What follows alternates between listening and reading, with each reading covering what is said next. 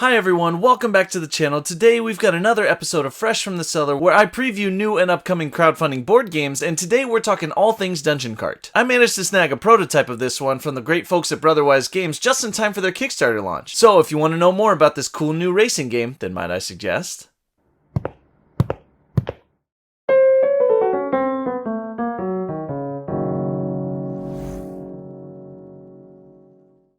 Hi, I'm Alex from Might I Suggest a Game, a channel devoted to helping you find your perfect board game. On today's episode of Fresh from the Cellar, like I mentioned before, we're going to be talking about a brand new project that just launched on Kickstarter called Dungeon Kart. Dungeon Kart is a wild and chaotic racing game for 2 to 6 players from Brotherwise Games who helped sponsor this video. Oh, and as a disclaimer, most of the components shown in this video are from the prototype, so if you want to see the game in its full glory, make sure to check out the link to the Kickstarter page in the description below, and while you're there, don't forget to hit subscribe and that little bell button so you can get notified when I post new content. Anyways, in today's video, I'm going to give you a brief overview of how to play so you can get the general gist of the game. I'm going to talk about some of the things I liked about the game and some of the things I didn't like, and then I'm going to talk about the types of people that I think would really like this game. My whole goal with all of this is that when you get to the end of this video, you should have a great idea of whether or not you want to back this game or not. So anyways, let's get into it. Will Dungeon Kart be the perfect game for you? Let's find out, shall we?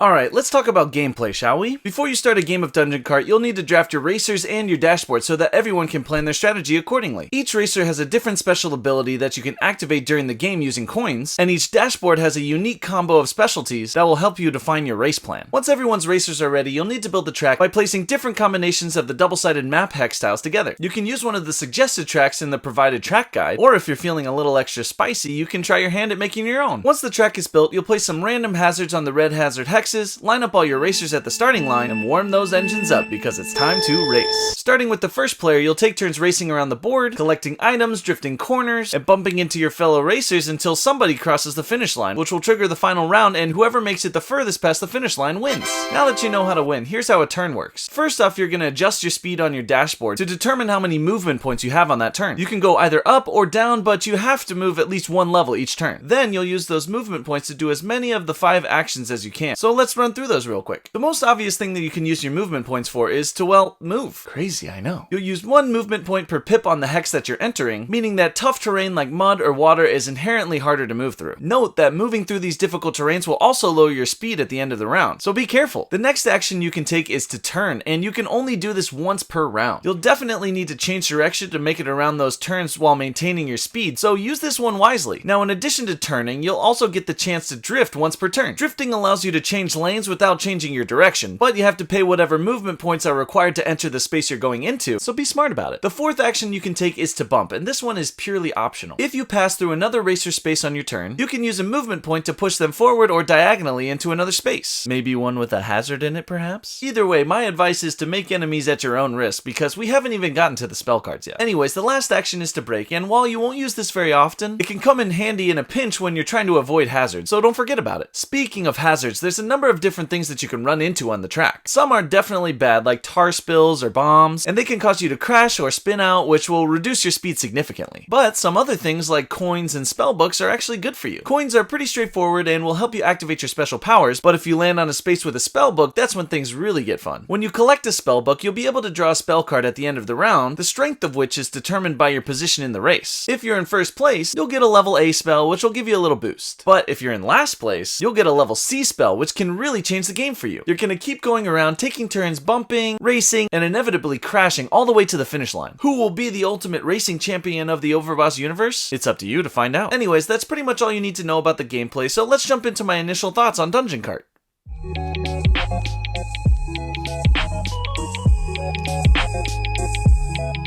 Alright, so what did I think about Dungeon Kart? Let's start with the good stuff, shall we? The first thing that I really liked is that the rules are easy to pick up and really intuitive. I mean, it truly felt like a racing video game where all you have to do is press A to start. Obviously, you learn how to do some turning and drifting and all kinds of stuff later on in the game, but the whole concept of it was super easy to pick up and felt like it would be really easy to explain to new players. As someone who always ends up being the board game teacher, I really appreciate games like this. The next thing that I wanted to call out is that I love the chaotic nature of the game. The game is built so that you're gonna crash, at least once and maybe multiple times. But the nice thing is crashing isn't the end of the world for you. I mean, when you do crash, you actually get to change the direction you're facing, so it might actually benefit you in the long run. I think it was really smart for them to make the crashing not so punishing, so that everyone feels free to be their most chaotic self when they play the game. And even if you do get unlucky with a few crashes or spinouts at the beginning of the game, thanks to the spell cards, you'll never be too far away from the pack. The catch-up mechanism with the different levels of spell cards is so smart. I mean, the level C spell cards seem almost game-breaking, but their existence means that even if you're in last place, you're never too far away from taking the lead again. This makes every leg of the race have a really great tension and makes the race really close every time. I will also say, even though there's a little luck with the spell card draws, generally this racing game has a lot less left up to chance than most racing games that I've played. I mean, I'm thinking about Downforce with the cards that other people can play to move you on their turn, or even something like Thunder Road Vendetta, where a lot of things are left up to the dice and are out of your control. Dungeon Kart, even though it's really easy to pick up, feels more strategic than those ones. You need to know when to mess with your opponent and when to leave them be, when to hit the hazards, and when to drift around the outside if you're gonna make it to the finish line first. And I think that's just fantastic. Now, I also wanted to call out a few things that I wouldn't say are necessarily negatives, but I think would be important for you to know before you back it. First off, Dungeon Kart definitely plays better at a higher player count. Obviously, the more racers on the board, the more chaos there can be, which is really what this game thrives on. I mean, the Boss Monster series is kind of predicated on this player interaction, so I'm not surprised by that, but it's just something you should know. As of now, the two-player experience definitely lacks some of that chaos, but I've heard that they are working on improving that and adding some more interaction in there, so make sure to stay tuned on their campaign for more news on that. The other thing that I found is sometimes the combination of the tracks and racers and dashboards can sometimes feel a little unbalanced. I mean, I think the suggested tracks are always a good place to start from, but if you're building your own track, you might accidentally build it so that it's unbalanced for a certain player. That being said, even if someone feels like they've got a really distinct advantage over everyone else, there's enough catch-up and delay mechanics in the game that it might not make a difference after all. So take that with a grain of salt. All in all, I have to say, I really enjoyed Dungeon Kart. The constant chaotic action felt really reminiscent of the classic racing video games that it's based on, and frankly, I had a blast. But this isn't about me, so let's jump into my Sommelier suggestions, where I talk about the types of people that this game would be perfect for.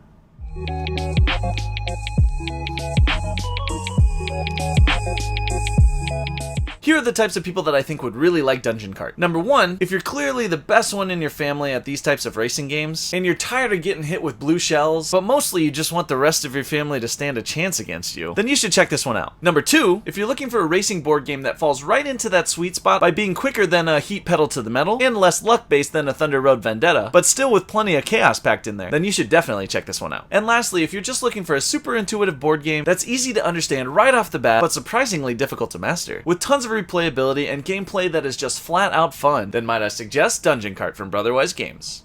Thanks so much for sticking around for today's episode of Fresh from the Cellar. I hope this video gives you a great idea of whether or not you should back this game, and if you want even more info about Dungeon Kart, don't forget to check the link to the Kickstarter page below. Anyways, thanks so much to everyone who's supported me so far. Please don't forget to like, comment, and subscribe so I can keep growing this channel and keep helping you find your perfect board game. Once again, this has been a Might I Suggest a Game production, and I'm Alex, your board game sommelier, signing off.